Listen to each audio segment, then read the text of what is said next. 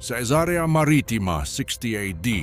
In the reign of Emperor Nero, a prisoner named Paul awaited transport to Rome, where he was to stand trial before Caesar himself.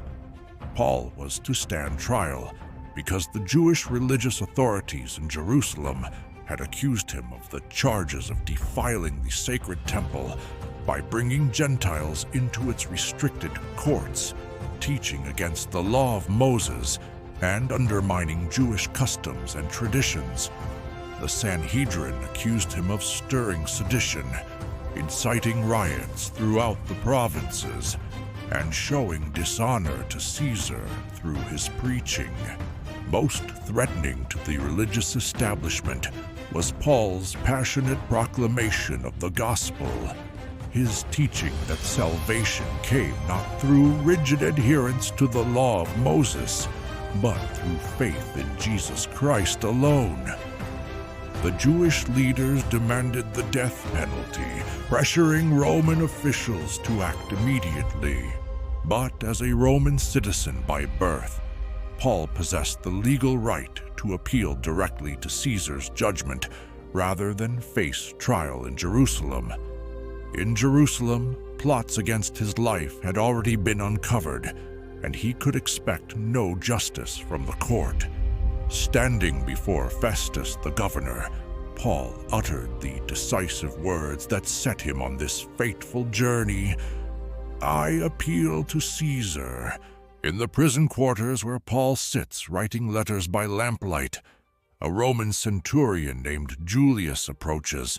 "Prisoner Paul, I am Julius of the Imperial Regiment.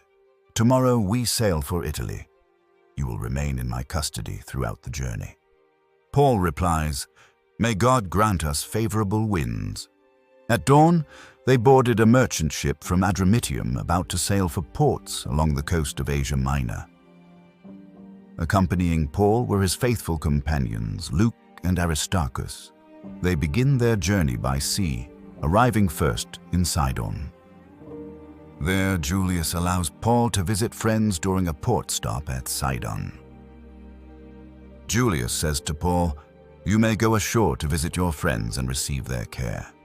When they put out to sea again, contrary winds forced them to sail north of Cyprus. It was late in the year, approaching winter when Mediterranean sailing was dangerous. Battling the headwinds, they slowly made their way along the coast of Cilicia and Pamphylia, finally arriving at Myra in Lycia. At Myra's busy port, Julius scans docked vessels. Julius points, "There, an Alexandrian vessel bound for Italy. We transfer immediately." The new ship, heavily laden with Egyptian grain, carried 276 souls in total: crew, soldiers, prisoners, and passengers. For many days they made slow headway, struggling to reach Cnidus. When the winds prevented a direct route, they sailed south of Crete, passing Salmone with great difficulty, and came to a place called Fair Havens. On the ship's deck, the captain points to the maps. Winter approaches. Fair Havens is exposed to the winter storms. "We cannot stay here." The ship owner nods. Phoenix has a harbor facing southwest and northwest. "We could winter there safely." Julius notices Paul's expression and he says, "You seem troubled." Paul addresses all men.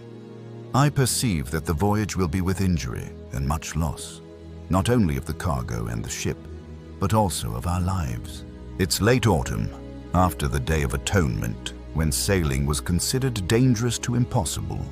But the centurion, instead of listening to what Paul said, followed the advice of the captain and the owner of the ship. They sail on to better harbor to winter in. The captain says a moderate south wind has begun to blow. "This is our chance." Julius says to Paul, "They know the sea better than a tent maker."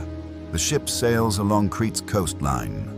Sailors work confidently as a gentle breeze fills the sails. Suddenly, dark clouds appear over the mountains. The wind shifts dramatically. The sailor shouts, "Euroclydon!" When a gentle south wind began to blow, they set sail, thinking they could make it safely to better harbor. But soon, a storm of hurricane force, called the Northeaster, swept down from the island. The captain shouts over the wind, "Secure the lifeboat! We're being driven out to sea." For almost 2 weeks, they were driven helplessly across the raging Mediterranean Sea, the ship violently tossed by towering waves that crashed over its bow. The men hoisted the lifeboat aboard with great difficulty. Then they passed ropes under the ship to hold it together. Fearing they would run aground on the sandbars of Syrtis, they lowered the sea anchor and let the ship be driven along. The sailors cast the precious grain cargo into the churning waters, followed by the ship's tackle and gear, anything to lighten the vessel in fear of sinking. The sailor says desperately, "No stars, no sun. We are lost." Day merged into night. For many days, neither sun nor stars appeared to guide their way, hindering their navigation and leaving them adrift with no means to chart their course or know their position. The storm continued raging. Darkness settled over the skies. They finally gave up all hope of being saved. "Men, you should have taken my advice not to sail from Crete. Then you would have spared yourselves this damage and loss." A few bitter looks, but most are too exhausted to respond. Paul says, "But now I urge you to keep up your courage, because not one of you will be lost. Only the ship will be destroyed." Faces turned toward him, some skeptical, others desperate for hope. He continued, "Last night, an angel of the God to whom I belong, and whom I serve, stood beside me, and said, 'Do not be afraid, Paul. You must stand trial before Caesar, and God has graciously given you the lives of all who sail with you.'" Paul says, "I have faith in God that it will happen just as he told me." Paul cheers the men. "So keep up your courage, for I have faith in God that it will happen just as he told me. Nevertheless, we must run aground on some island." But the sailors' reaction to Paul's message from the angel during the shipwreck was one of fear and desperation, rather than immediate faith or confidence. However, Julius watches thoughtfully, beginning to believe. On the 14th night, as they were being driven across the Adriatic Sea, about midnight the sailors sensed they were approaching land. They took soundings of the water depth and saw it decrease from 120 feet to 90 feet.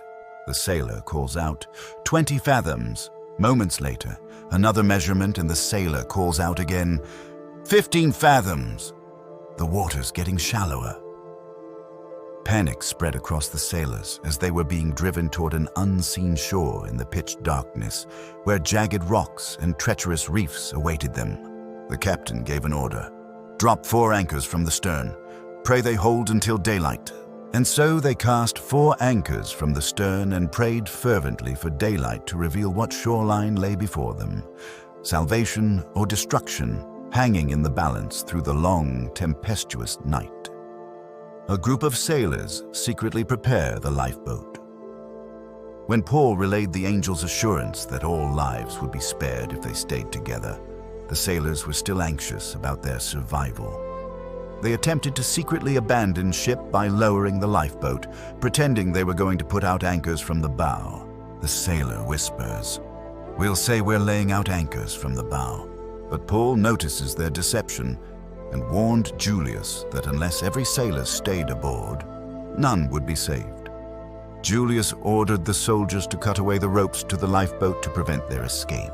Soldiers sliced through the ropes. The small boat falls away into the darkness. Paul addresses everyone. "For the last 14 days you have been in constant suspense and have gone without food. Now I urge you to take some food.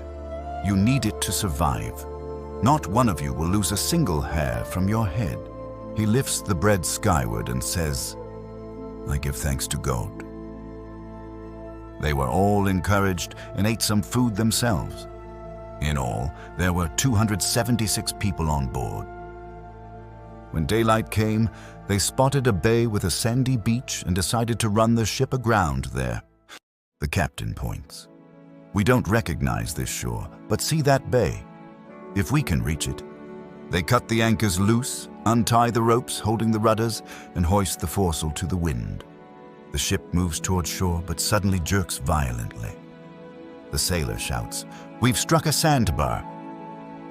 The bow stuck fast while the stern began breaking apart under pounding waves. Then the soldier shouts, "We must kill the prisoners, or they'll swim away and we'll be executed for letting them escape." But Julius commanded, "No, stand down. Those who can swim, jump into the sea first and get to land. The rest, grab planks or pieces of the ship." Just as Paul had predicted, everyone reached land safely. All 276 passengers and crew survived the shipwreck, washing ashore on the island of Malta, just as the angel had promised Paul. The angel's heavenly reassurance strengthened Paul's faith, and he became a source of hope and courage to the 276 terrified people aboard. This promise let Paul lead with confidence and calmness. The angel's message highlighted God's providential protection over Paul and all on the ship, demonstrating that divine purposes transcend natural disasters and human fears. Thank you for joining us on the story of Paul's shipwreck. I hope you feel reassurance and renewed faith to navigate through the challenging days. If you enjoyed the story, let us know in the comments or share it with your friends. We'll be grateful for the support.